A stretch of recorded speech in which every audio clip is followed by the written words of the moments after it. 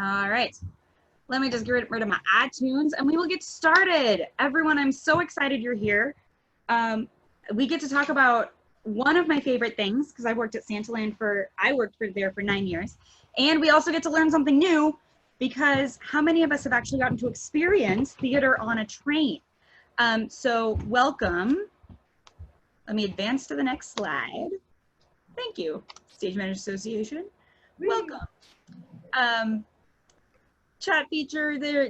Erin, do you want to talk about the technological things we have to talk about when we do webinar? Sure. If you haven't done Zoom for very much, you can hover over the bottom and find both participants and chat.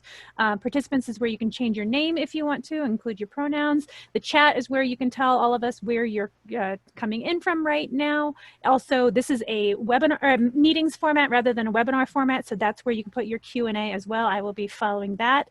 If you have some happy things to say, over at along the bottom, if you hover, there's a reactions button, so you can. Actually, your videos aren't on, never mind.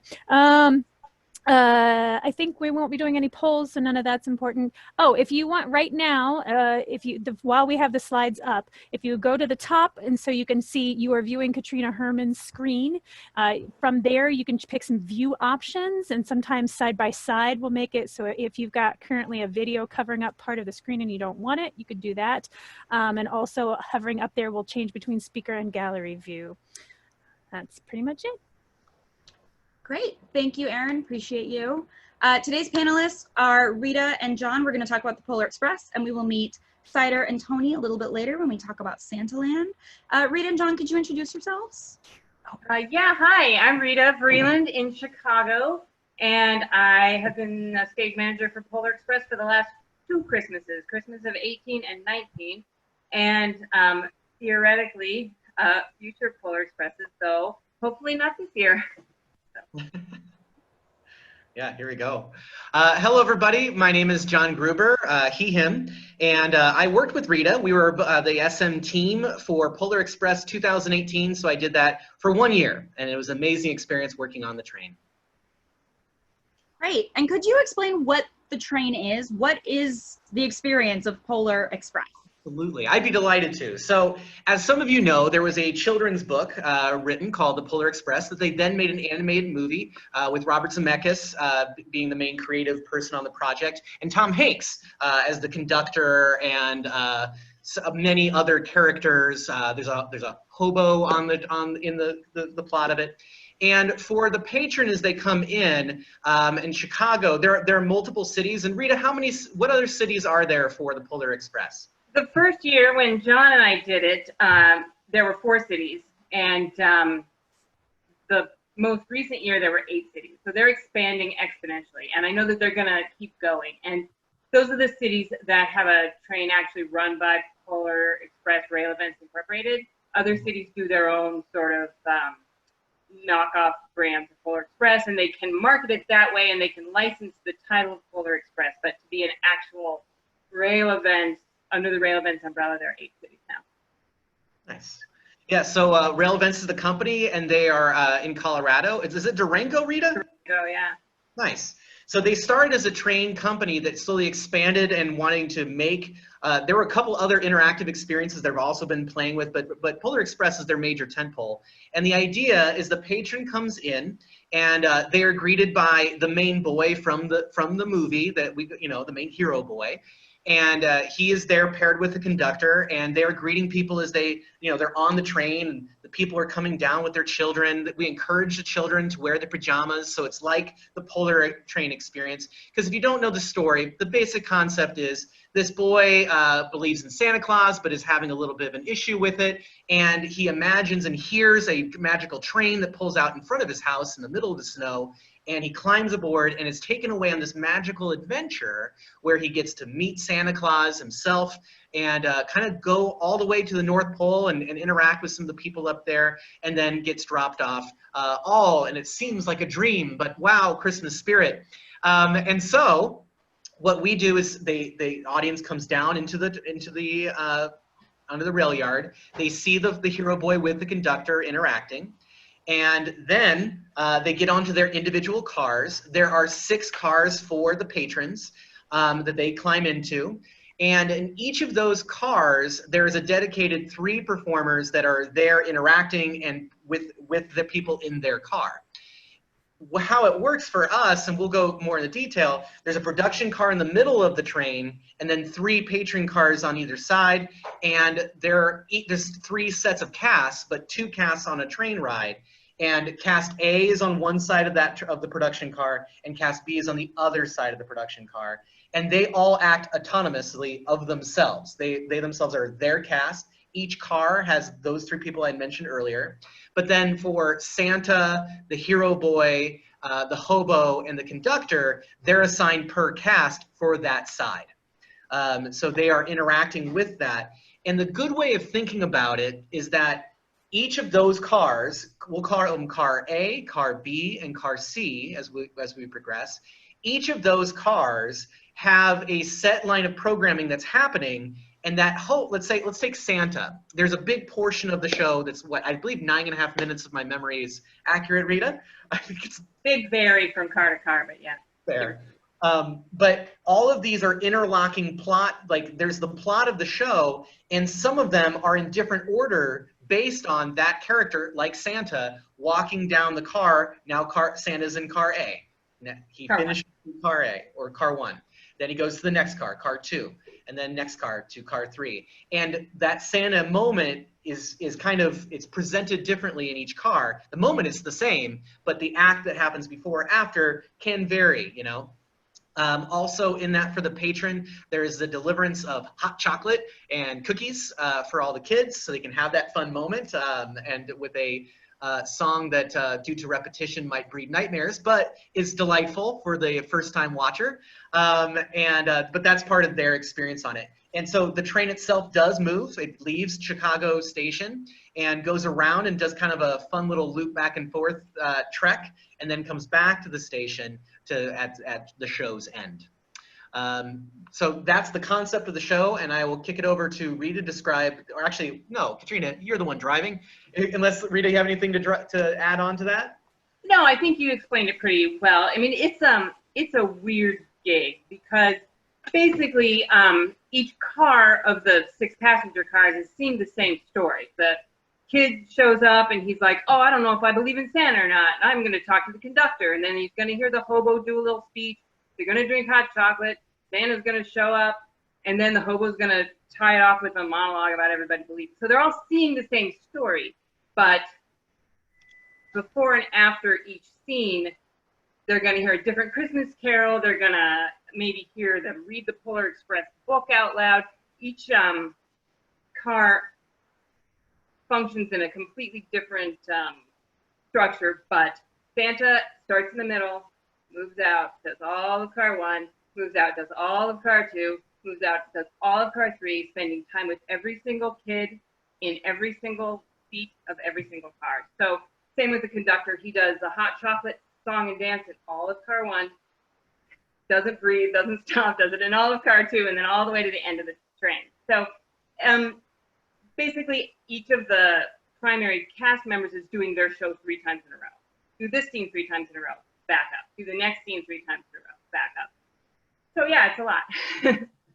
Yeah, and how many people does it take to make this happen? If you're doing tech-wise? Sure. On our end of things, we have 2 stage managers for the thing. We alternated. We basically spent the rehearsal process in the first week-ish of rides actually doing it together and like learning from each other and watching each other over each other's shoulders and seeing how things could be done. And then once we got open and everything felt kind of good, then we just started alternating and taking days off and resting when we could. And then there's a production manager that rides every day. And the term production manager, it's hard to define what that job is because it's literally everything. It's wiping up kids' vomit. It's quickly running with an extra tray of hot chocolates to the 6 train cars away because they didn't load enough. It's the production manager job is huge. And Nikki DeDrew, who we've talked a little bit, she sent you some info on email. She was our production manager this year, and I swear to God, it would have been impossible without that person. They're also kind of able to take a conversation from a patron able to take a conversation from front of house, that while we're in the midst of deciding whether it's time to start hot chocolate in car 2, the production manager is able to sort of navigate the patron waters and the front of house waters. So they're in the, and this is all within the center baggage car of the Amtrak train. So you have passengers, passengers, passengers, baggage car with crew, passengers, passengers, passengers. We're all crammed into one train car together. So also a prop person who is constantly fixing broken things, which break all the time because they're singing and dancing in a train car. Things are going to break. There's a light tech. There is a sound op who is running all of the cues together, lights and sound fired off of Q-Lab. And then there's a wardrobe person who's, they had a team of 2 or 3 people, I think, who rotated there because they're also taking whatever cast is not being utilized at that time. Those clothes are off the train being laundered. So there was a pretty large wardrobe team. And then there's a child wrangler because there are 7, I think we had 7 boys cast this year, 2 of which are performing at any given time. So, and then many, many tech swings, many people cross-training from lights to sound to costumes and props, switched back and forth quite a bit. The production management team had a swing that was also capable of doing child wrangling. Basically, because of the nature of it being December and flu and cold season, people are dropping like flies. So we had doubles trained on every position except ours. How big was your cast? A total the first year of 39. That's 13 per cast, and then 2 casts on the train at any time. So 26. Am I right? 26? Yeah. Yeah. Math. But then this year, because we ended up with much larger cars, much larger train cars with much higher passenger totals, we jumped from 63 to 80 something people per car. We had to cast an additional person per cast to be Santa's elf, to be handing out cookies, to be covering basically the last additional third larger car that we had. Okay, and how many people were on the front of house team? Oh, not enough. I can tell you one of them is here right now, Madeline. Hi, Madeline. She's awesome. Basically, we had one person running front of house. Her name is Mary Zanger. She's also stage manager in town and is a goddess. She was started in that position this year, and Madeline was her right-hand man. So it was basically the 2 of them switching on and off that handled the her ride well over 450. Screaming, crying, vomiting, sniffling, sticky. The vomiting seems to have stuck with you. Yes. Oh, and I love them all. I talk about the vomiting and the sickness, but my God, it's so beautiful. They're like, these kids just love it more than anything. It's just amazing. My own kid loved it. It's and one unusual additional component to that, of course, is our friends of Amtrak. So like all of them are there. They're driving this train, and we as calling stage managers are interacting with them mostly to just say, hey, giving them the clear to take off, that hey, we have everybody, we have our clears. They also are doing their own visual clears as well. But we're getting clears from all of the cast members as the train cars are being loaded, and once they're fully loaded and their train car is set, the actors lock down that train door, put down that gate, make sure that's fine, and then pass the information from train car 3, 2, 1 to production. So we see from we're calling at the desk, and actually my background right now is the calling desk of Polar Express. It's on a future slide, everyone that's interested. Don't worry if you can't see it.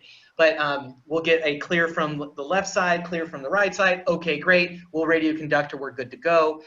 For additional conductor, if there's a little detail stuff, that's the ability of the production manager. They're very much our run around and communicate, because the only part of the show call that's a little like sitting is during Santa, as Santa's doing the train car long haul. All the rest of the time, you're constantly clicking between, but we'll get to that when we get to the call script. Right. And so you have the rehearsal process of not only staging a show, but do you also have to teach your cast how to run a train? Yeah. The conductors? the first day that we actually left the rehearsal room and went onto the train, there were Amtrak representatives there teaching. The biggest thing that the actors have to deal with is doors. They, as you know, on a train, they have like a step thing that is sort of covered up by a, I don't know, how do you describe it, John? What do you call it? Like a trap door that closes over the stairs. There you go. That's the actor's responsibility. The actors have a huge amount of, a huge list of jobs on this show that they wouldn't have on regular show because there's literally just not room to put a door open, an Amtrak employee in every car and a, you know, a custodian or a person to clean in every car. So there's really falls to the actors to do all of that, basically for space and for time. Well, and between train rides, the time is tight. We are very much listening to Josh Groban sing the last song, and as soon as we're getting clears, we kick on the house lights, and it's go, go, go, go. All the actors that are in individual cars, they're trying to restore their stuff as much as they can, and they also do the vacuuming. They are doing as much of that cleaning when the time allows. Our prop guy is hustling down. He has 6 cars to get in a very small amount of time, trying to make sure that's all set, while also another group from their Amtrak, you know, employees, as far as I understand, that are coming with hot chocolate and cookies for that ride to make sure that each car is fully stocked, while the production manager is running around making sure that's good, that, you know, that each car is set and buttoned up and we're good, while we're standing there with a clock going, are we ready? Okay, let's push. Come on, let's push. And maybe also running around trying to get things going too. And how many performances do you do in a day? Oh. The easy days are 2 shows at night, which is a 7:05 departure from, and it's, I also want to say another Amtrak thing is when it says a 7:05 departure, it is departing at 7:05. The doors close and the people are on the train and it is on Amtrak's schedule. It is as tight as if you were taking a cross-country journey on an Amtrak train. They are leaving on time. We had, I think we settled on a 90-second window to, that if we weren't ready to go, then we were not going. You know, we're stuck and we're sitting in the station doing it. That luckily never happened. Delays happened, but nothing over a minute to, we never really pushed up against the minute and a half mark of a month. The, I forgot what your question was. I started on another show. Oh, I asked how many shows do you do? You said on an easy. Okay, so the easy days are 2 shows, a 7:05 and an 8:45 at night. You just do one, you turn it around real fast, and you do another one. There are somewhat more difficult days with a noon and a 1:45 show, and then a long, nice, luxurious break downtown where you can explore Christmassy Chicago, and then come back and do another 7 o'clock show and an 8:45. And then there are the weekends. The weekends are 6 shows in a row. And I want to say this was my biggest surprise when I took this gig the first year. Because I was sent the schedule, and it said 12:10, 1:45, 3:20, 5 o'clock. Like, that's great. The show's an hour to an hour 5. We were told that. So that gives me 40 minutes between shows. That's luxurious. I'm definitely going to be able to, you know, stretch my legs and get a coffee. Lies. It's not true. What they didn't really make clear was that 40 minutes between train in the station and train leaving the station involves getting 450 bodies of children and parents off the train, cleaning the train, getting the next 450 on the train. So it doesn't stop. For the first 4 rides of that day, there is no stopping. You are sending the first actors down to the station to do a pre-show speech and come on everybody, we're going to the train, happy Christmas. You're doing that almost immediately upon landing in the station while you're unloading the first set of passengers. There are actors headed to the station to bring on the next batch. So that's tough. That's really tough. Yeah. It's frustrating in a weird way, but you go to the bathroom. Sorry, I was like, I'm not even going to ask how you go to the bathroom because I'm assuming you just... You don't. You really don't. There's a short break that you get about an extra 20 minutes or so, maybe 30, on those long days before the evening rides, where they bring in catered food and you can eat on there. And you can, you know, you can't go into the station to use a proper bathroom. You're using the bathroom on the train. It's tough. You get that one little break usually, or, you know, if you're desperate, you can tag out. Like, guys, watch the desk for like 1 minute. I gotta go to car 1. And yeah, it was figured out as we go, you know. Yeah, and then how do you put it up? What's the rehearsal process like? I will bring that slide back that showed us the rehearsal room.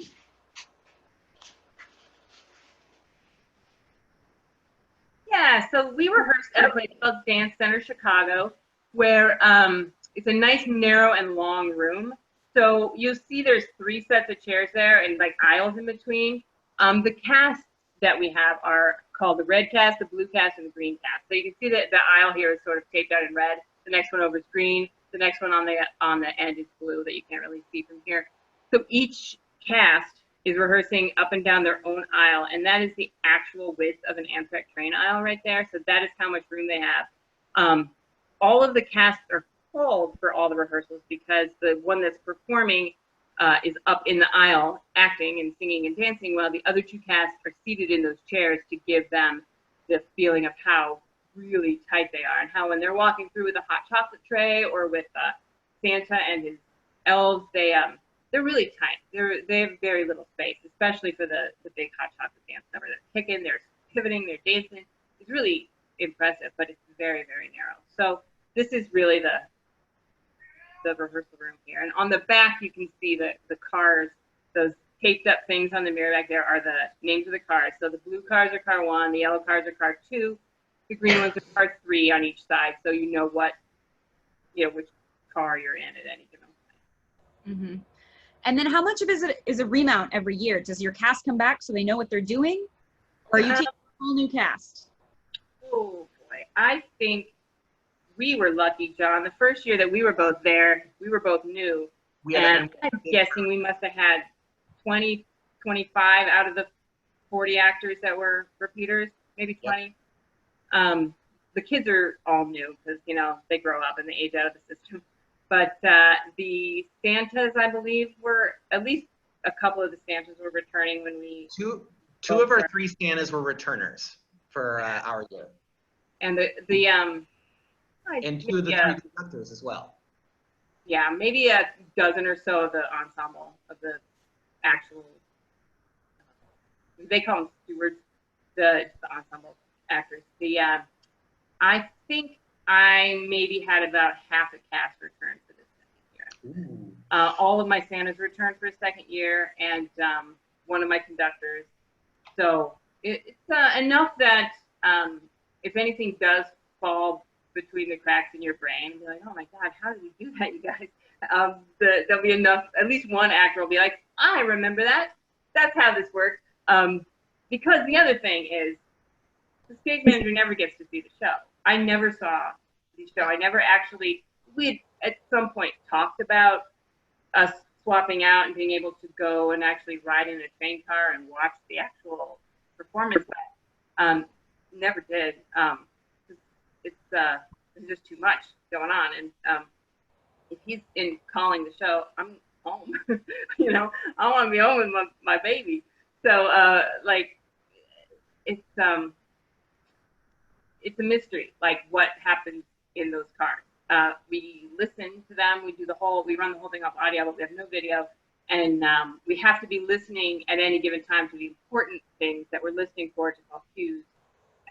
So in between scenes, we just have to trust that things are going well and that things are going to time out the way they need to time out. Yeah. On that tip here, so here we are. This is the production car.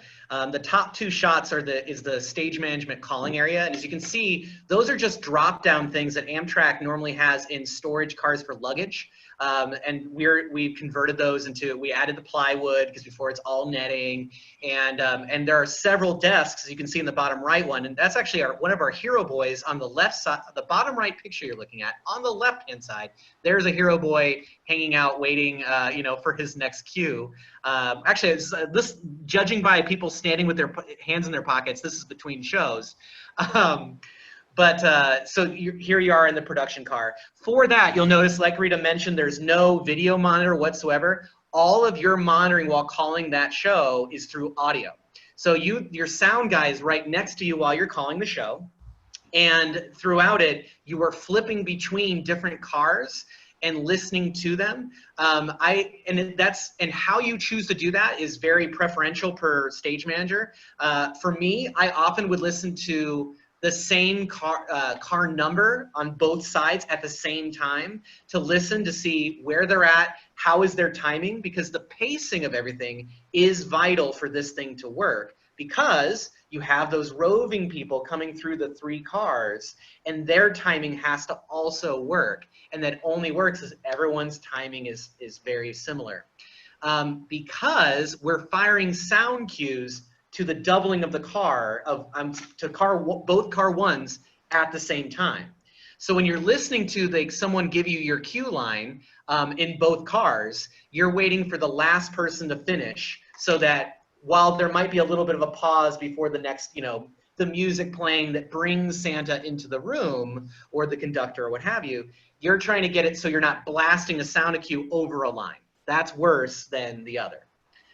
So that's while calling the show, you're just like, all right, give me car 1, A side. All right, give me B side. All right, give them both at the same time. Great. Standby auto cue, not auto cue. Sorry, that's but standby sound cue, blah blah blah. Okay, great. And cue, blah blah blah. Go based on that dialogue. So it does require that. I also, while calling it just for quality control, would frequently, if there was a time where I didn't have a cue coming, I would bounce to other cars and listen to delivery, just so I can kind of go, yeah, okay, Jake's still landing that one. Okay, great.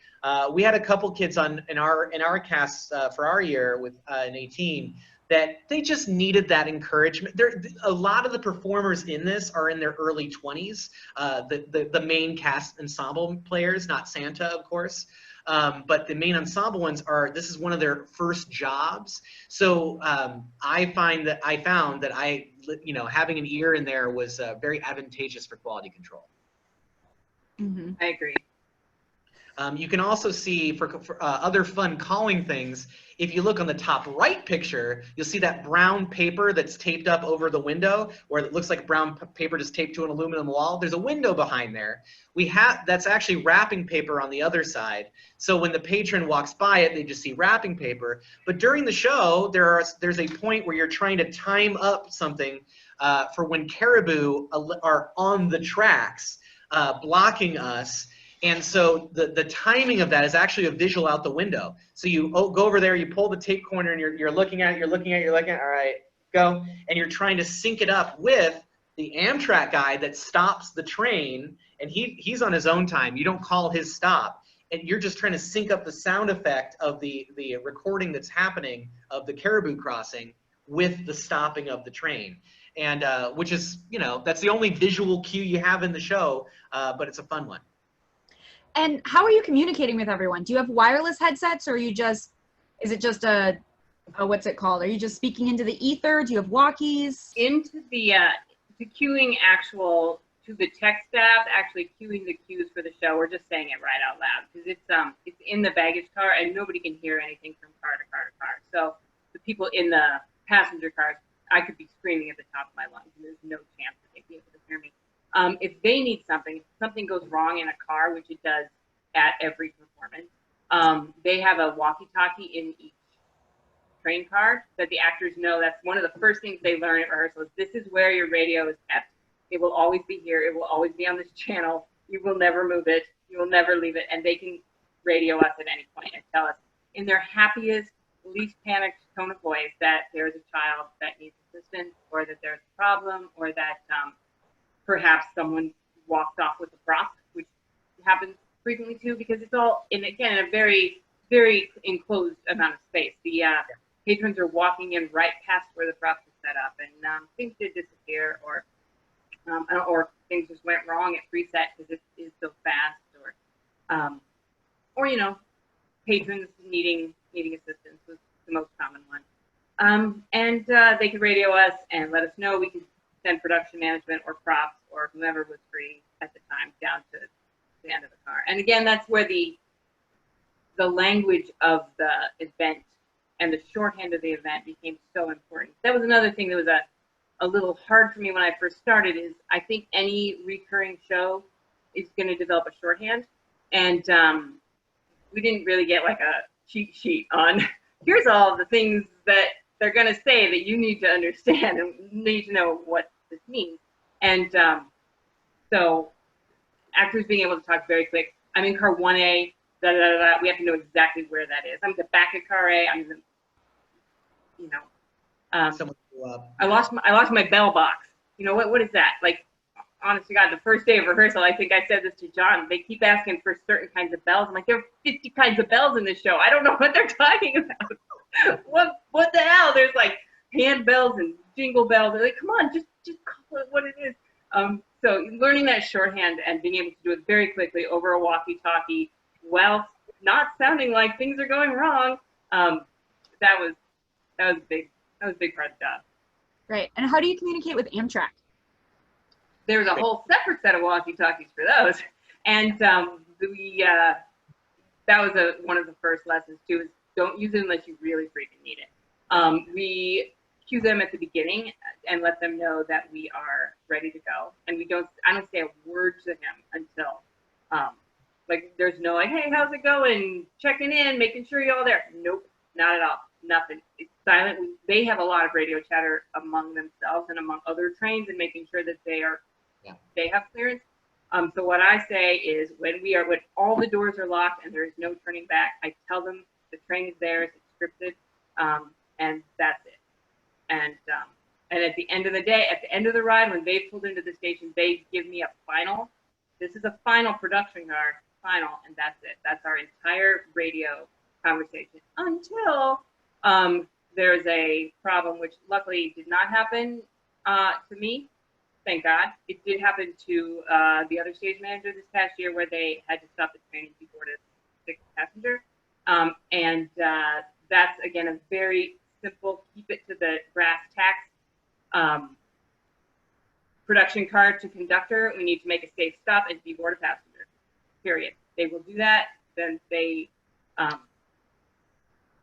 just to clutter up the airways as little as possible for him. Yeah. And how do you communicate with front of house? If you've got 800 people coming towards your train, how do you know that everyone's aboard before Amtrak departs? They are on our walkie-talkies, the staff walkie-talkies. We also, their job starts back in the depths of Union Station, so sometimes it was very hard to communicate with the walkies all the way back there. So we call each other on the phone sometimes. We had certain things that always were done over phone just to make sure that, you know, there was no missing a radio call. Most importantly, the starting of the actual load of passengers onto the train. When the, again, shorthand here, the Kias, the character called the know-it-all, K-I-A, Kias, when they got to the station and they were set to go and we were ready for them to start bringing people down, we would call Madeline on the phone and let her know that she could safely bring 450 people our way. And that was it. That was locked and loaded. From that point on, there's no. And in the chat, I see that Madeline is talking about how the front of house stays off the train and then mostly in the front of house and stuff. And that's 100% how it's drawn up. I did have a few instances where my front of house main person did ride the train because there were some difficult patrons that might require some service during the ride. So I've had a couple front of house go, well, I'm stuck.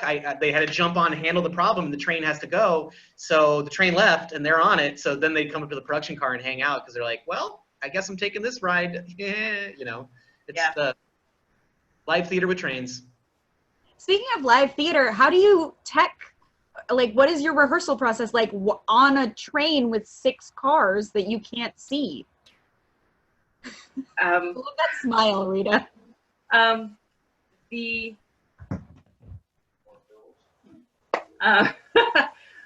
can try to find a way to, I actually thought about this question ahead of time and was like, I'm going to be very articulate and this is going to make all the sense in the world to everybody. So we basically tech one train car at a time with each of the colored casts. So you have red car 1 would tech car 1, blue car 1 would tech car 1, green car 1 would tech car 1. And we spent an entire third of the day teching, of our big 10 out of 12 day teching car 1, just calling the cues that only affect that car, which is very challenging because, well, there are some cues that we call affect more than one car, some affect just one. So what we're doing is basically calling about a third of the queues. Well, we just focus on just the car one. And then everybody breaks for lunch. We come back and we check all of car 2. Same thing, about 3 hours of just running through this 1 hour long show. And again, because there isn't really a spacing issue here, because there's really no space. So what it is basically taking mic handoffs, a lot of which were practiced sort of in theory in the rehearsal room. So who's holding the mic at what point, where you're getting your props from, making sure that we have the room on the train that we expected to have when we planned it out in the room. And then again, move on to car 3. So we have spent a full day taking these individual cars, and then the next day we come back for previews and final drafts, where the stage managers are actually at the controls and actually calling all 3 cars at once, overlapping each other. Well, and from that point on, the actors really don't see each other anymore. They see their people, their cast, and they no longer intermingle, really. So now they're all separate, and we're calling the whole thing as but we never really text that, and that was scary but cool, you know, exhilarating but terrifying. That you just do it, you just jump in, and that's why I have that script put together there, which was a 2-year-long labor of love. What we were given to call the show off of was basically a timeline. So basically, call this, and then call this, and then call this, and then call this, but without really knowledge of what we're listening for in order to call that. So it was, I'm gonna, if they ever have me back, I'm gonna keep perfecting this document, because it's, I've never called a show like this before or called an event like this before. I'm very much a musical theater stage manager. I follow along on the script, I follow along on the score. So having something that I could just be like, here we are at 12:10 p.m. The train takes off. I am following my script now, and I am going to do what it says in the script. And that's what kind of got me through the non-tech of just. Yeah, the tech for us, once we were to the, okay, each plate knows how to spin itself, now just jump in. I remember for us in 2018, it very much just kind of was this, well, you know, heck with it, let's go. Like, let's just jump in and give it a shot. We're only doing it with the audio, the director of the show is somebody who's been there. He wrote the script for it, so he's been there for a while. So he's very much in there in the production car, trying to make sure that all the information from previous years also carries forth with you. So like it's kind of like the entire car is behind you as you make that first jump. I knew I was cheering on Rita, and then there was I think for me it was just like are you okay doing it? I'm like, yeah, let's go. Like, who cares? I got this. I've looked at the script. I can call this, you know, like Rita's from musical theater and I'm from circus. So for me, it was just like yeah, great. What are the parameters of how I can succeed just with audio? Okay. And just this, jump. Yeah. And again, it's amazing how quickly it all became autopilot. By the time the first full weekend of shows rolled around, I mean, when you get to do something 6 times in a day and you have no choice but to just do it and get it right 6 times back to back on a Saturday and a Sunday afternoon, by the time Monday night rolls around, you're like, oh yeah, I got this. I'm good. Stand by Santa, you know? So like it was amazing how quickly it became innate, I think. Mm-hmm. I'm just gonna flip through these. This is I pulled some pages from your calling script. I don't know if you want to explain this diagram. These are the 3 cars on either side. Yeah, so this is how the cars are laid out. In the center is where we are, the production car. And on either side of that, you can see the car 1s, 1A and 1B. That's how, as we were saying, basically the show starts in car 1. Santa, conductor, hero boys, all of their journey starts in car 1 and moves outward, ends with Santa handing out the last present at the very back of car 3. So basically the train mirrors itself. And whatever's happening in car 1A is happening in car 1B, theoretically. Same with the 2s and same with the 3s. So, but this is the size of a full-length Amtrak car. So to get from, see the little pointy train front there is Union Station, where everybody's entering to get down to the train platform. It's like a 5-minute walk to get all the way through on the platform with nobody in your way to get all the way back to 3A. So, and it also has the cute names of their cars, like Silver Bell and Northern Lights, which is what how they sell their tickets, which of course is much more fanciful and pretty to see on your ticket stub that I'm sitting in the Northern Lights car as opposed to like I'm in 3A.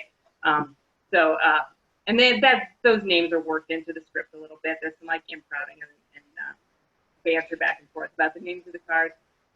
And so that's basically how it is. We kept a copy of that diagram in front of us all the time. So like it can get a little disorienting to remember which side is which and which cast is on which side at any given time. So we like red cast is over there right now. B is this side, you know, so just having a layout right in front of us to know exactly. So when the actor calls in with an issue or something happens, something breaks or a door is jammed, we can send someone directly there as opposed to like, okay, which side is car 1A now? So, that wall, the wall in the back of the call desk is just full of information that is your hero boy that day, which cast is where. There's a diagram of the train, which ways. If you look at, you can see on the top right picture, underneath the wreath, there's a dry erase board with arrows pointing either way, and it's describing which cast is on what side. Beyond your usual stuff of like, you know, yeah. But also there's the picture of there's another picture top left, you can see it best, and it's a just normal sheet of paper that has 2 little pink Post-its on photos. Those are the hero boys, so we know which hero boys are here that day and at what time. Because sometimes you'll have cast A for the whole of the day on one side, but you'll have different hero boys. They might change hero boys in that because these are, you know, children working. They don't have a union, but they got child labor laws. So we just make sure that we're always keeping that with them well. Right. We could talk to you for another 45 minutes, but unfortunately we still have to talk to Santa. So the big man himself. So I'm just gonna scroll through this and end with this visual. There's Santa. And then can you both tell me your favorite part? Like, what are the holiday traditions? What's their favorite part of working on this show? What makes it so special? Oh, can I say something? Yeah, Honest to God, the kids that come and ride this train, the patrons are amazing. Madeline probably has more stories than I do, but there are, this is people's family tradition, and they come every year, and it is just glorious walking through Union Station and seeing these little, like, 3-year-olds in their jammies with their, like, conductor hat that they just bought at the gift shop, and they, it's amazing, and our Santas are so freaking good. The guy in the picture here that you're looking at with John, he's done Santa, I think, the entire time, at least 4 out of the 5 years, if not all of them, and he has taught himself some sign language so he can sign the deaf children. He has taught himself, like if he knows there's a family that speaks another language, he will teach himself that morning that like, how here Santa loves you, here's a bell in whatever language. Like he knows it in like 10 languages. And he takes all this extra time and he goes to each child and looks them right in the eye. Sometimes he knows their names. Sometimes people will make a special request, let him know what their names are. And he spends a real genuine magical moment with each of these kids. All the Santas do. They're just amazing. And they sell a lot of groups for like kids with cancer, a car full of cancer kids. It's just like watching these people's Christmas be made so like beautiful and pure, you know? And it kind of makes it all worth it, you know? You're so exhausted at the end of the day, and you're walking through the Union Station to put your walkie-talkie back on the charger, and you see this little girl, like, you know, in her little Christmas dress with her pom-poms everywhere, and it's just like, come on, man, this is Christmas. This is what it's all about. It's just awesome. For me, really quick, samesies. Everything that Rita was saying on that, samesies, like that is the having those hard days and seeing your patron immediately have a connection. I like to think that I've never worked on a piece of entertainment that didn't have some kind of impact that can cause somebody to think or change a little differently. Like And this show is no different, like, and how much the kids really get into it, and also seeing that Christmas joy hit other people. My favorite thing about the project, sorry, I'm trying to keep myself in the sunlight here. My favorite part of the project is that because you're doing this so much over and over and over again, it's really easy, or it could be easy, to fall into a, well, you know, this is boring and we're just doing this all the time and blah, humbug Christmas. But that's easy. And so for me, I like leaning into the challenge of making every show unique, pushing that so that everyone is fully dialed up. When it's showtime, it's showtime. Let's go. You know, I certainly do that in the circus. So I brought that right into Christmas land here. And having that vibe and keeping that energy up was a wonderful challenge.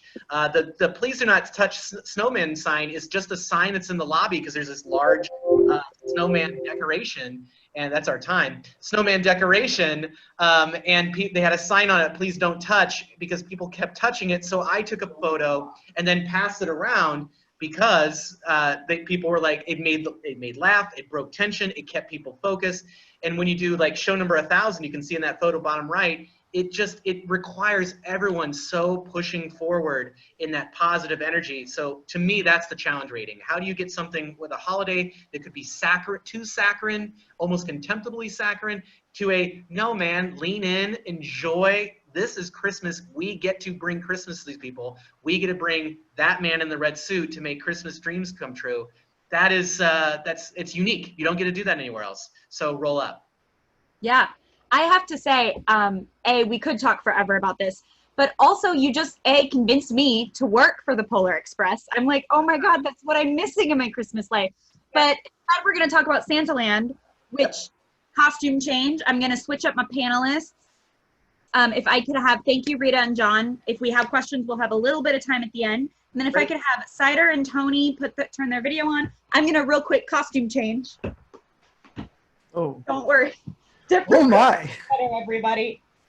While I'm doing this got interesting. Could you introduce yourself to everyone? No, I'm gonna make everyone watch this. This is what we should all be focusing on right now. Okay. Hi, everybody. My name is Chris Triebel. She's gonna refer to me as Cider because for the last 11 years, I've worked at Macy's Santaland. I originally started out front of house as an elf named Cider, which is where I met Shortcake, or Katrina. And then for the last 7 years after that, so I was an elf for 4 years front of house, and then for the last 7 years, I've been working behind the scenes in a position called Straw Boss, which is kind of like an assistant manager position, I would say. Yeah, somewhere in there. But basically my main role in the whole organization is taking care of Santa Claus. That is my whole department, is just making sure that Santa is taken care of in every way possible. Yeah, thank you. Which we actually have one here today. Hey, Tony. And he's one of my favorites. Hello, hello, hello. My name is Tony Perry, otherwise known as Mr. Claus. Here we are. I have been for the past 9 years, I believe, working at Macy's Santaland. And it's, I'm going to have to second you, John. This is an opportunity to lean in. It can't get too saccharine. It can't get too cheesy in that respect, because it's something that people are coming there for a piece of. So you give them as much of it as you can give them. And that seems to be the thing that people are looking for when they're in Santaland. Yeah. Could one of you, I guess, Cider, because you actually were an elf, could you describe what the experience of visiting Santaland is? Sure. Yeah. So just to give a little background before I talk about the actual Santaland itself, when we're talking about this Santaland, of course, there's Macy's all across the country. Macy's itself was started by R.H. Macy around the turn of the 20th century. And he at one point decided that in order to bring people in during Christmas, he would tout that he had the one and only Santa Claus. And he actually started playing Santa Claus himself in his own department store. And that started a yearly tradition. And that was in the heart of New York City. And then when Macy's expanded and became department stores all across the country, a lot of Macy's will have something similar or some sort of Christmas experience in some sort of iteration. But Macy's Santaland, where I work and where Tony works and where Katrina worked, is actually in the heart of Herald Square, in the flagship store of Macy's on 34th Street. It is the one that the movie Miracle on 34th Street is based upon. And I often tell people that when I'm describing where I'm working, I say I'm part of the miracle, because that is the one that is so famous for having the one and only Santa Claus. So the experience itself in this particular case, and like I said, across the country, it differs from spot to spot. But in this particular case, the whole experience is you going up to the 8th floor of Macy's, and you will start out going through what looks like a giant train that is on the sales floor. And through that, you're then transported into the North Pole. And you walk among a lot of beautiful Christmas attractions and decorations and animatronics. And there are also, of course, live elves helping you along your way that you can interact with. And then at a certain point, of course, at the end of the line, you get to visit with Santa Claus. And like everyone has done, I shouldn't say everyone, but a lot of people have done throughout many, many years, you get to sit on Santa's lap and have a visit with Santa, tell him what you want for Christmas, have a photo, and then have a keepsake to send to relatives or hang on your wall or put on your mantle or anything like that. Mm-hmm. And how many Santas are there, Cider? Well, of course, there's one Santa and one Santa only. The one and only Santa Claus. Right. And how do we make that miracle of only having one Santa occur? Because they're typically anywhere from generally around 30 gentlemen who like to help us out in that department of making it feel as if there is one and only one Santa Claus.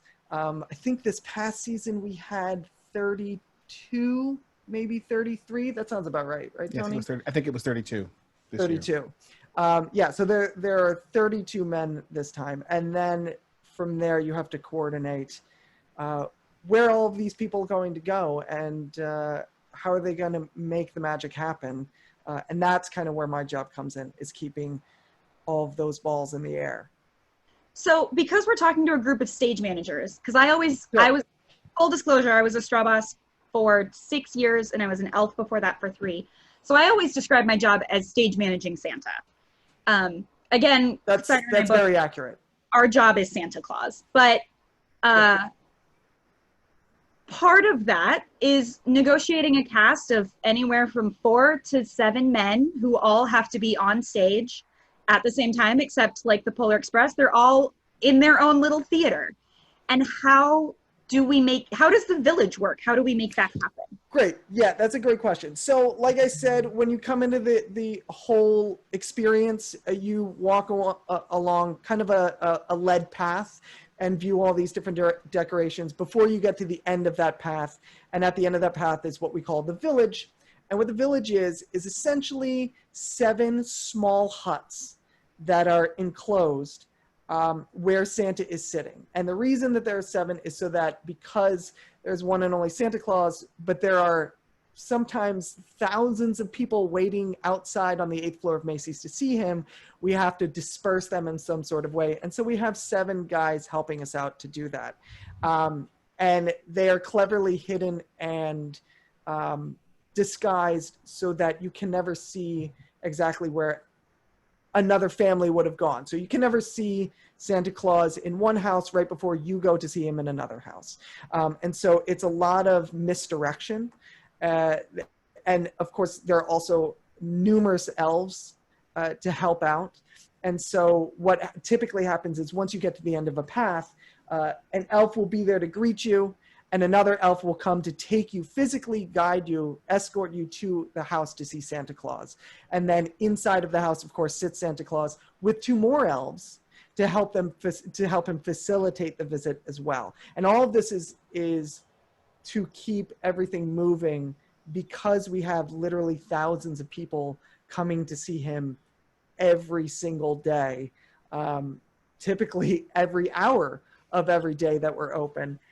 We're trying to keep everything moving as seamlessly as possible, but also keep it as magical as possible, because this is for a lot of people, their one and only time that they get to see Santa Claus. For a lot of people, this is the photo that they take with Santa. This is going to be their Christmas card that they send out to family members and friends. For some people, this is their Christmas gift because it's free and they may not have a lot of money to buy a variety of gifts. The gift is getting to go see Santa Claus and talk to him. And so we try and make that as magical as possible, but also keeping in mind that we have thousands of people coming through. And so there are a lot of moving parts to all of this that it's a lot like a watch. There are a lot of small, tiny cogs that all go towards making this work in tandem with each other and making it as succinct as humanly possible. Mm-hmm. And Tony, what is it like to be Santa? Is it just like another acting job? Does it require more stamina? You know, you would think it would be just like a regular acting job. In fact, when I first started, someone was trying to describe it to me and say, well, think of it more like improv. But it's not like improv in that with improvisation, someone gives you something and you take it to its next conclusion. People come into the room. I have a list of goals that we're going to achieve while we're in the room. And I have to get the visitors who come in to get through the list of goals so that they can go and feel like they've had the magic. And they're simple. You ask someone what they want for Christmas. You wish them a Merry Christmas. They're very simple things, but you want someone to have some Christmas spirit before they leave the room. And sometimes that's done through speed, and sometimes it's done through just paying attention to what's going on. I think everybody who's ever been a Santa at Macy's can tell you stories that will just make you weep from families who come into the room and then completely bare their soul because there's this essence of magic from their own youth.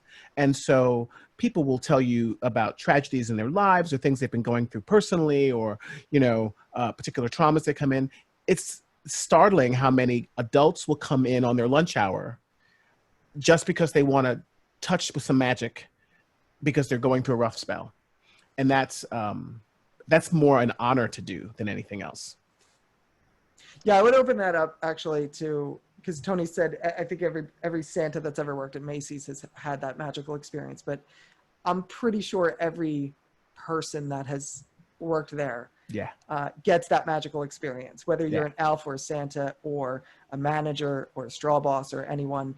It's what keeps coming back. I know you'll ask about remounting in a little bit, but to kind of foreshadow that, we do get a lot of people coming back every single year, and it's because of those experiences, because you don't get another job that has that kind of ability to be able to connect with people at any point on the emotional spectrum, from the very, very sad to the very, very joyous. And it's something that you can't get anywhere else. And so a lot of people will come back simply because they get that magical experience. And sometimes it's just because you've become a part of their family tradition. It's not that unusual for someone to come in with their teenage children, and say that they have pictures of themselves coming to see Santa since they were an infant. And that's something that they did every year. And now that they're grown and have kids, they do that for their children every year. And so you are literally a part of that family's Christmas tradition. And so obviously you want to uphold that to a certain degree, and you want to be as magical as you can. And how do you train the elves, the Santas, to simultaneously create this extremely magical experience while maintaining the goals of a corporation, while fitting into Macy's very specific idea of what Santa is? Because Macy's they've branded Santa and this is who he is, while also making it your own, while also getting through 1,000 people at a time, while also dealing with a very angry mother from Long Island who was waited in line for far too long at the Long Island Railroad to get there.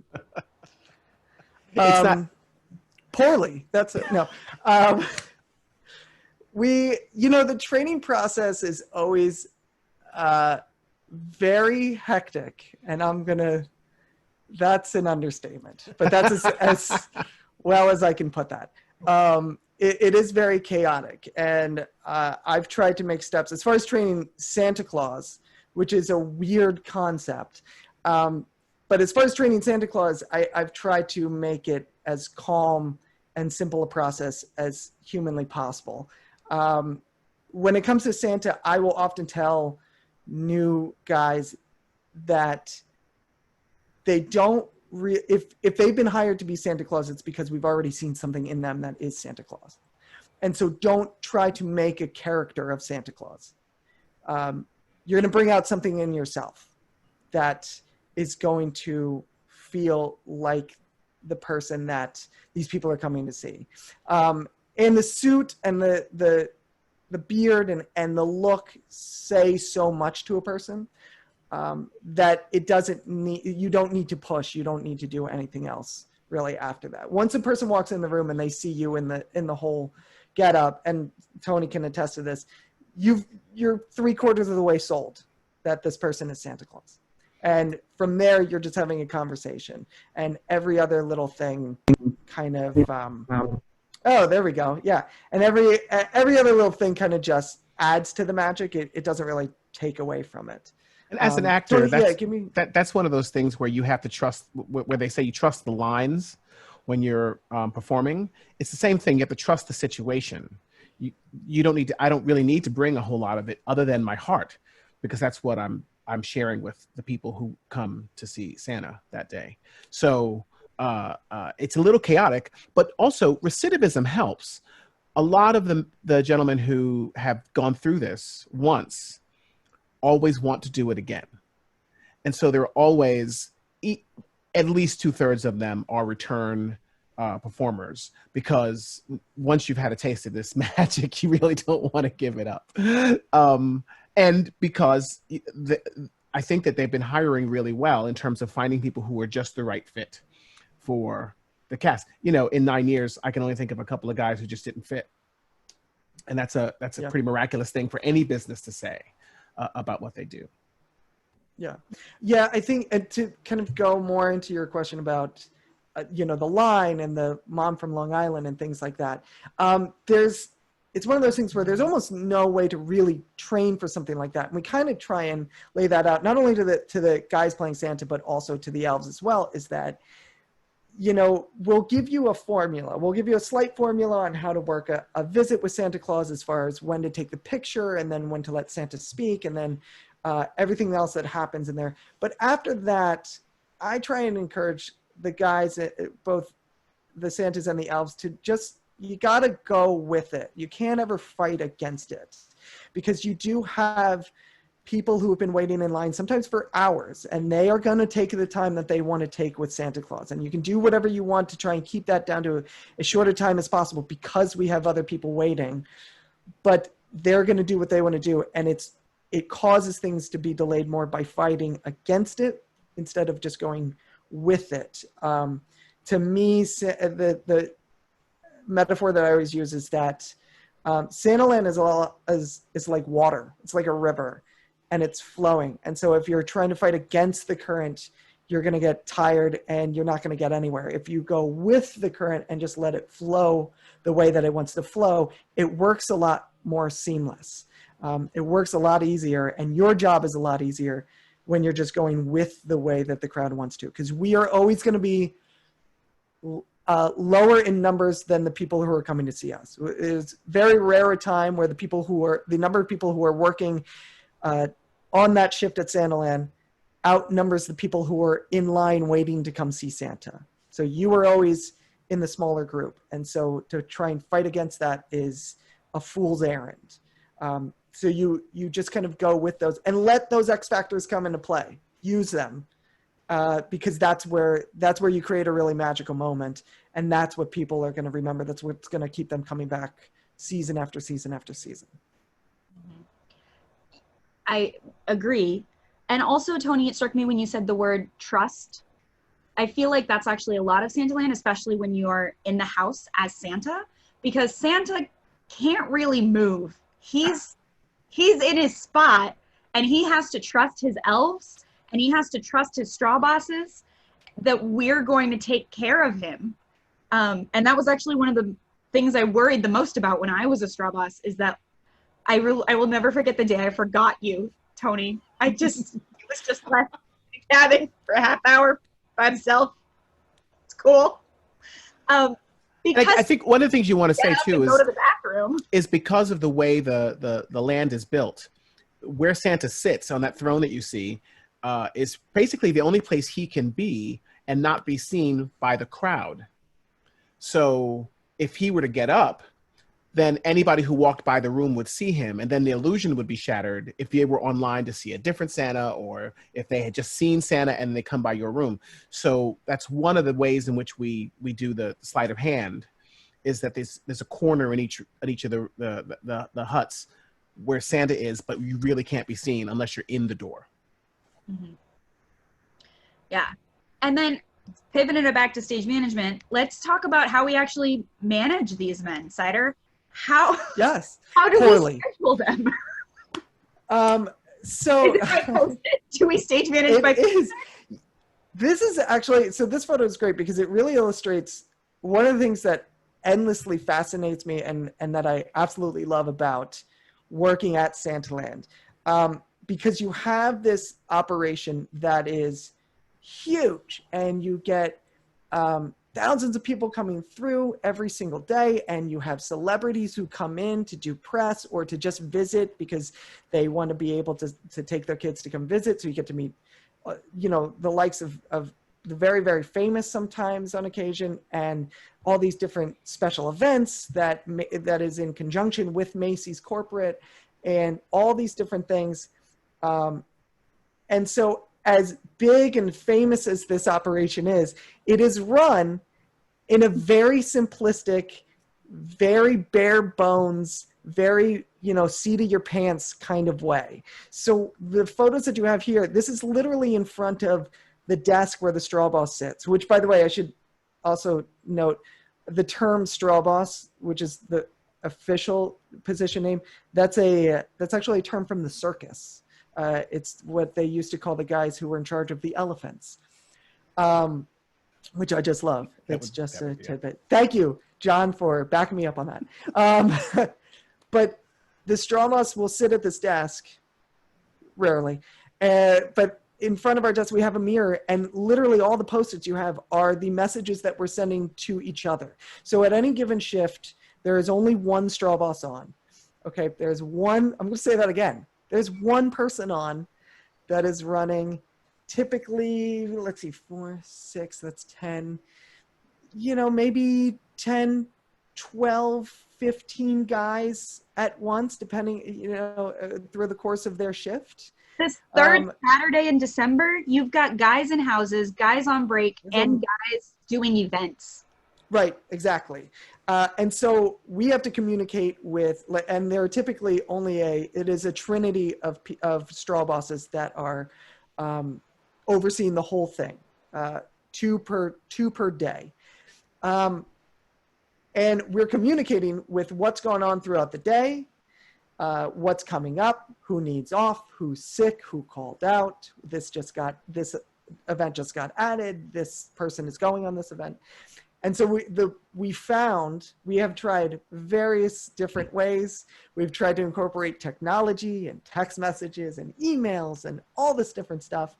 And the easiest way to communicate with each other is sticking a Post-it note to a mirror and just leaving it for the next person to read. And I love that because, like I said, there are millions of dollars put into this thing. It is known worldwide, and we are running this by Post-it notes on a mirror. That's how the whole operation stays afloat.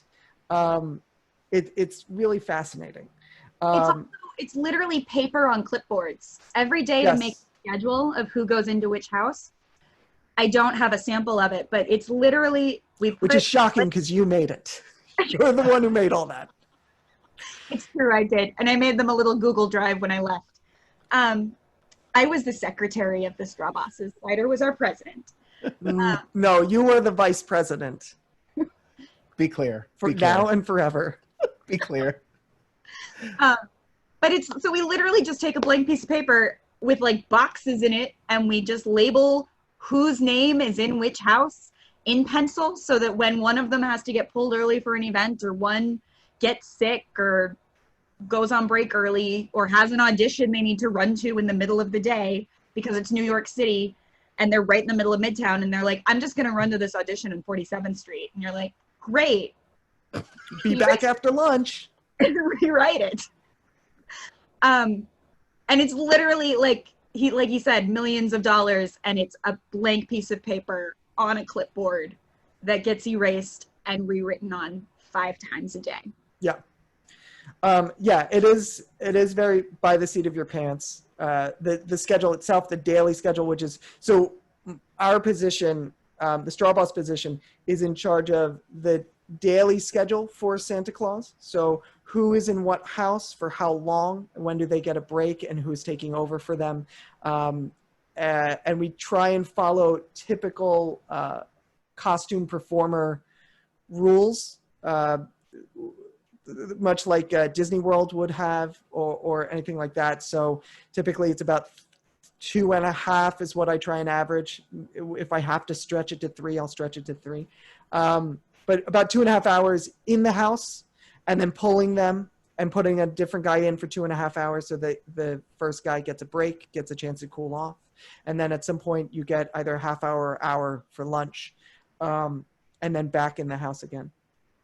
But the daily schedule is made up day of and constantly changing depending on what's going on. So we're in charge of the daily schedule. We're in charge of breaks and things like that. But then we are also overseeing the Santa operation throughout from first day to last day, which includes special events, which, like I said, Macy's does a number of special events with corporate sponsors or charity or things like that, where Santa has to go outside of Macy's and go visit.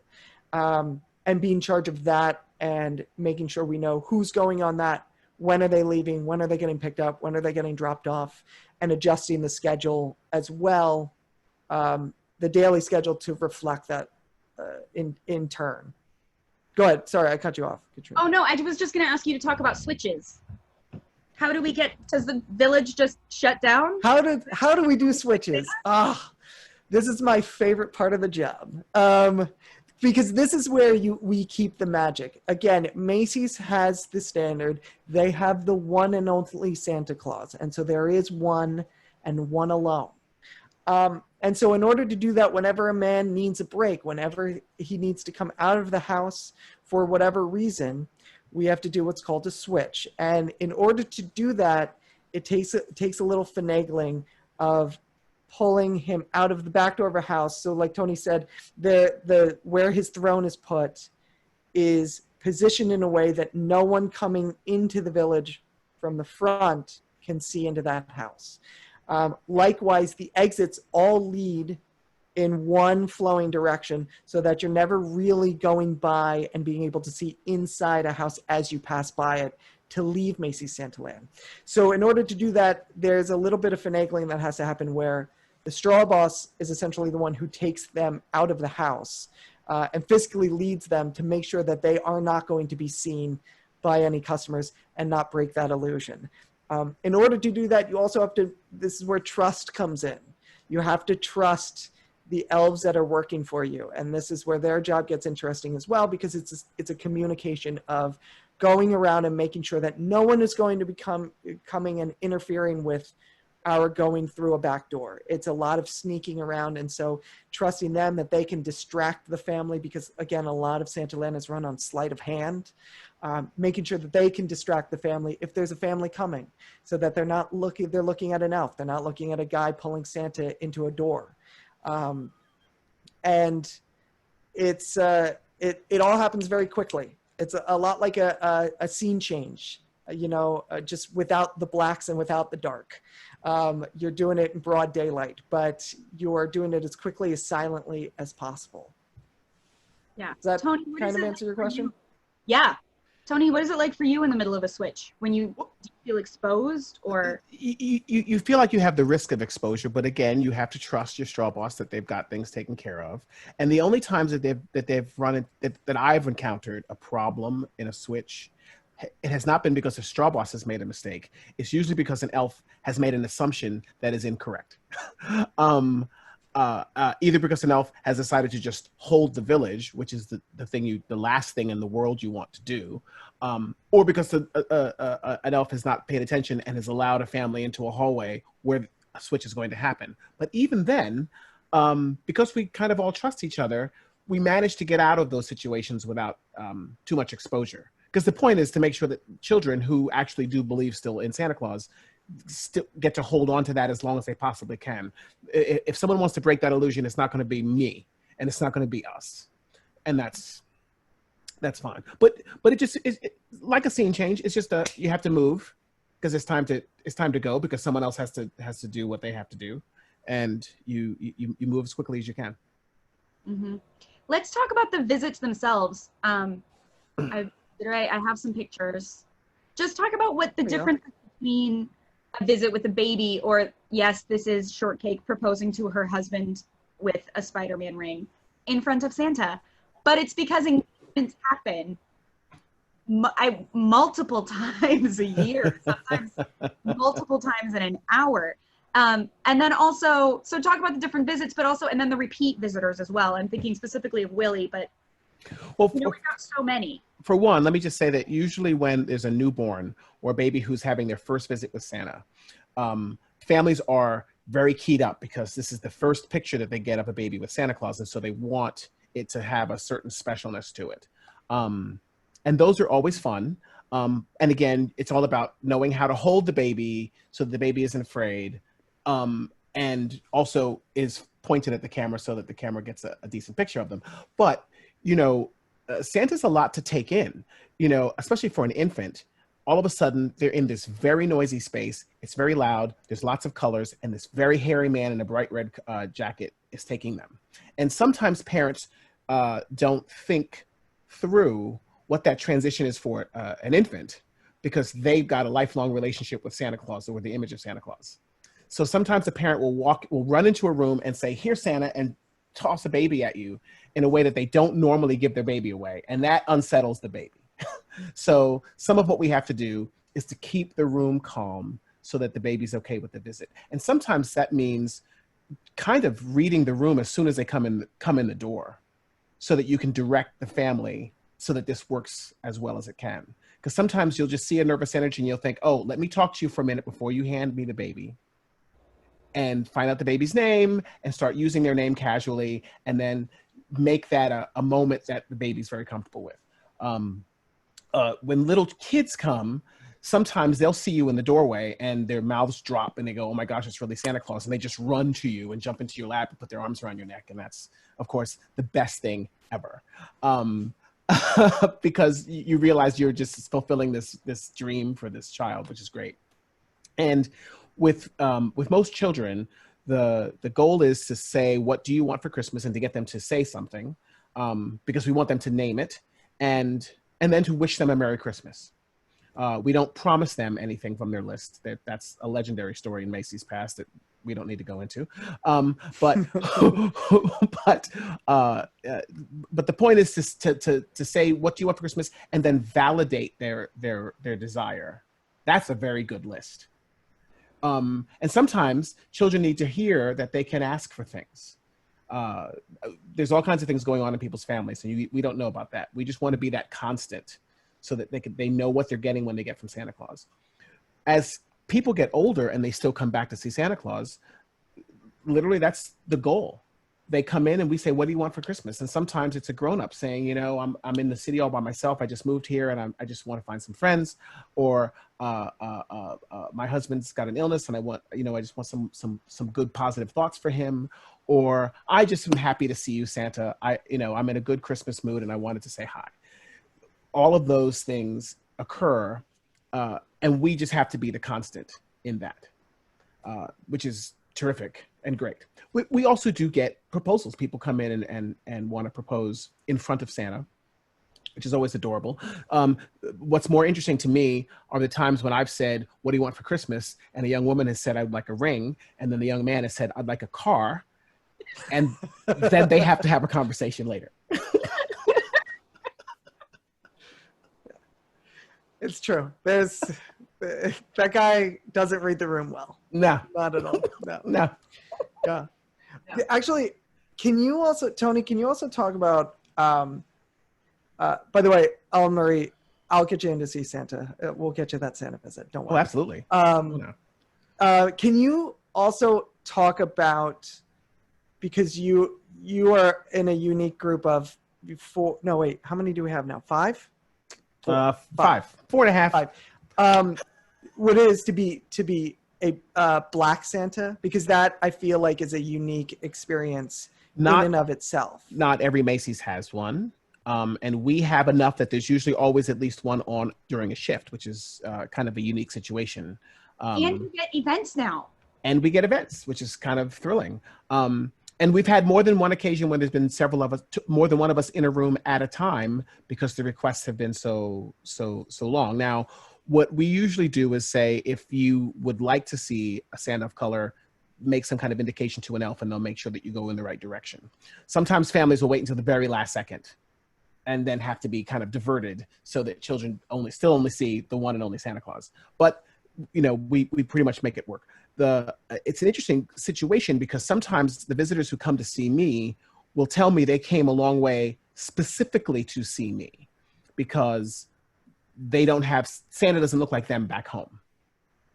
My first year in the room, this enormous family came in and they explained to me that they were from Toronto, and the smallest baby in the family, it was like 4 siblings, the parents and all the children, but the smallest baby was an infant and was born with his heart outside of his chest and had 12 surgeries, and they'd almost lost him a couple times. And once they knew he was going to be okay, they decided the whole family was going to get a picture with Santa Claus. And then they realized they couldn't do that in Toronto and have Santa look like the baby.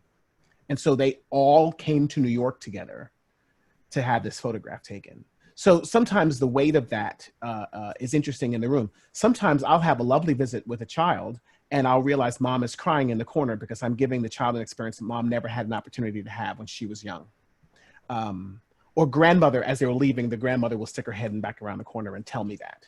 And that's really an interesting thing. But also it makes me feel like, okay, I'm so honored to be able to break that for you so that you can give this and share this with your children. Mm-hmm. Yeah. So yeah, I'm not, you know what, I'm gonna, I'll let you. Nothing to follow that. It's hard to. Real quick, before we do a quick Q&A, why do you keep coming back to Santaland? What is the best part of working there? Tony, you want to go? Sure. For me, it's the people.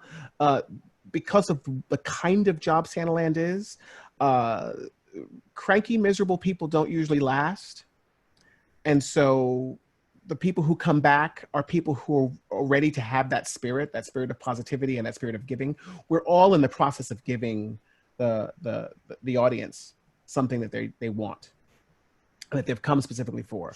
And we also know that it's something that comes from the heart. So being in that spirit is a lovely thing. Sometimes you're going through a really rough year and I'm there because it will pick up my spirits as well. The act of giving also helps me.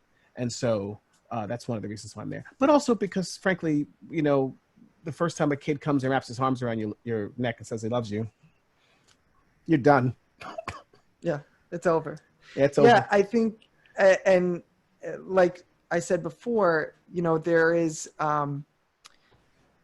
every person that has worked at Santaland has some sort of experience like that. And if they don't, then A, they're probably not going to come back. But B, it's probably also because they weren't putting themselves, opening up themselves up to having that experience. They were gonna block it off. And so that will keep you coming back from year 1 to 2. And then after that, you come back because that group of people that does this. And while on paper it seems like a lot of people, it's really not. It's a pretty tight-knit group. It's a unique experience. It is a job unlike any other. And because of that, you have this kind of foxhole mentality of, I experience this and you experience this. And once we leave this place, no one else in the world has this experience that we had. And so you keep coming back because it becomes a family in that way. You are bonded in that way. And you grow very close to a lot of the people that are there. Sometimes you grow so close that you end up marrying one of them, which is what that center picture is, because that is myself and my wife, who's currently doing yoga behind me. Myself and my wife and our first child. And that's actually that was the year he was born. He is maybe a month old, maybe a little bit older than that in that picture. Around there. Yeah, about that. And so it really is family for me, because I met my wife there. There she goes. I met my wife there. I proposed to her there. I technically got married there. We weren't supposed to do that, but whatever. Anyway, not the point. So yeah, you become very close to all of the people that you're with, because it's such a unique experience, and that's what keeps you coming back year after year. I have been at Santaland as long as I have lived in New York City. And so I've never experienced Christmas in New York without being there. And so for me, it's a knee-jerk reaction. I can't imagine being in the city and celebrating the Christmas season without seeing my family. And that's what I get to do for 2 months straight for Christmas, which is what you do for Christmas. You see family. Yeah, that's really lovely. And we don't have any questions, and it's 8:29, and we're stage managers, so we're gonna end on time. What? I know, crazy. But before we go, I want to say thank you so much to all 4 of our panelists. I am now like wanting to weep and go celebrate, like I just want to go live in Christmas land forever right now with all of our hats. But before we go, I want to put my pajamas on and go on the train. Right? We're gonna bring Santaland to the Polar Express. Come on. Santaland. It's amazing. Come be Santa for us. I'm in. Tony, don't you go anywhere. It's true. Cider would kill me. However, today is a very special day for Tony. For a man who plays Santa, he was literally born on Christmas in July. So I would like to end this panel. Erin, if we can unmute, everybody unmute, and go ahead and turn on your video, and we're going to sing to Tony. Because it's his birthday. That's right. We're doing It's going to be so together because it's Zoom, right? It's going to be in tune with perfect harmony, because that's why we stage manage, is because we love performing. Anyway, 1, 2, 3. Happy birthday to you. Happy birthday to you. Happy birthday, Tony. Santa Tony. Happy birthday to you. That video is going to be lovely to watch again. Oh, that's going to be great. Thank you, and we will see you all in 5 months, or as soon as we're allowed to leave our homes. Right. So you're coming back this season, right, Katrina? You'll be back this season. No, yeah, you'll be back. It's fine. So I'll just show you'll up. be back. Yeah, it's be fine. Yeah, you'll be Santa in a mask is still a Santa, okay? Like, you can do Santa in a mask covered in Perel and a plastic tarp. Absolutely. It'll be great. I want to show you. This is also this is my dinosaur Christmas sweater. Oh, nice. Yeah. On brand. 20. Oh my God, I'm so hot. Because it's actually She doesn't know how to go July. off stage and change clothes, does she? But it's actually July. And she's in the wings, so it's okay. Okay. Anyway, I'm gonna end this meeting now on that amazing note. Erin, can we keep that in the video, please? I think so. Yeah. Bye, everyone.